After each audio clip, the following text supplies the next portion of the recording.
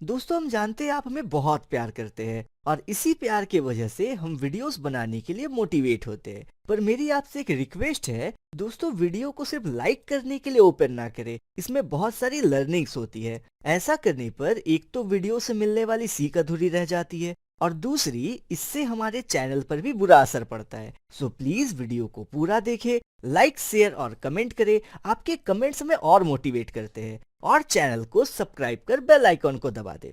चलिए अब चलते हैं हमारे पिछले कहानी के मोरल पर। दोस्तों पिछले कहानी में हमने सीखा कि लोगों को माफ करना ही वह चीज है जो एक महान व्यक्ति को और महान बनाता है। अगर आपने यह कहानी नहीं देखी है तो ऊपर दिए आई बटन पर क्लिक करके आप इसे देख सकते हैं।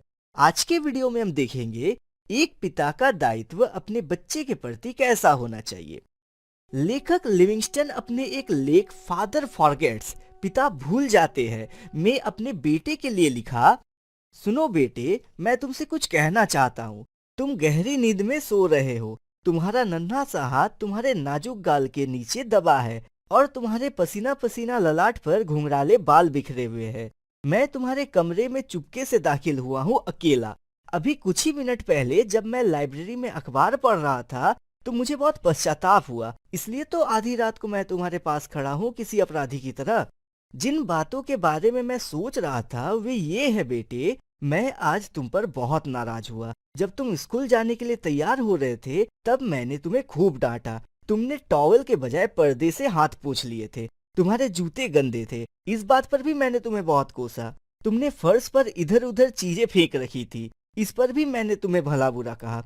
नाश्ता करते वक्त भी मैं तुम्हारी एक के बाद एक गलतियां निकालता रहा। तुमने डाइनिंग टेबल पर खाना बिखरा दिया था। खाते समय तुम्हारे मुंह से चपड़ चपड़ की आवाज आ रही थी। मेज पर तुमने कोहनियां भी टिका रखी थी। तुमने ब्रेड पर बहुत सारा मक्खन भी चुपड़ लिया था। यही नहीं, जब मैं ऑफिस जा रहा था और तुम खेलने जा रहे थे और तुमने मुड़कर हाथ हिलाकर बाय बाय डैडी कहा था, तब भी मैंने भ्रिकुटी तानकर टोका था, अपनी कॉलर ठीक करो। शाम को भी मैंने यही सब किया। ऑफिस से लौटकर मैंने देखा कि तुम दोस्तों के साथ मिट्टी में खेल रहे थे। तुम्हारे कपड़े गंदे थे, तुम्हारे मोजों में छेद हो गए थे। मैं तुम्हें पकड़कर ले गया और तुम्हारे दोस्तों के सामने तुम्हें अपमानित किया। मुझे महंगे हैं, जब तुम्हें खरीदने पड़ेंगे तब तुम्हें इनकी कीमत समझ में आएगी।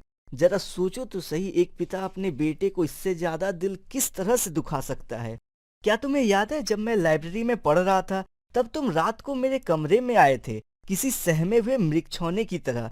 तुम्हारी आंखें बता रही थी कि तुम्हें कितनी चोट पहुंची है और मैंने अखबार के ऊपर से देखते हुए पढ़ने में बाधा डालने के लिए तुम्हें झिड़क दिया था। कभी तो चैन से रहने दिया करो, अब क्या बात है। और तुम दरवाजे पर ही ठिठक गए थे। तुमने कुछ नहीं कहा था, बस भागकर मेरे गले में अपनी बाहें डालकर मुझे चूमा था और गुड नाइट कहकर चले गए थे। तुम्हारी नन्ही बाहों की जकड़न बता रही थी कि तुम्हारे दिल में ईश्वर ने प्रेम का एक ऐसा फूल खिलाया है जो इतनी उपेक्षा के बाद भी नहीं मुरझाया। और फिर तुम सीढ़ियों पर खटखट करके चढ़ गए। तो बेटी, इस घटना के कुछ ही देर बाद मेरे हाथों से अखबार छूट गया और मुझे बहुत ग्लानि हुई। यह क्या होता जा रहा है मुझे? गलतियां ढूंढने की, डांटने डपटने की आदत सी पड़ती जा रही है मुझे।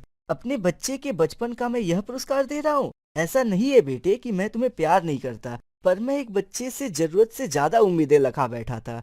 मैं तुम्हारे व्यवहार को अपनी उम्र के तराजू पर तोल रहा था। तुम इतने प्यारे हो, इतने अच्छे और सच्चे। तुम्हारा नन्हा सा दिल इतना बड़ा है जैसे चौड़ी पहाड़ियों के पीछे से उगती सुबह। तुम्हारा बड़प्पन इसी बात से नजर आता है कि दिन भर डांटते रहने वाले पापा को भी तुम रात को गुड नाइट किस देने आए।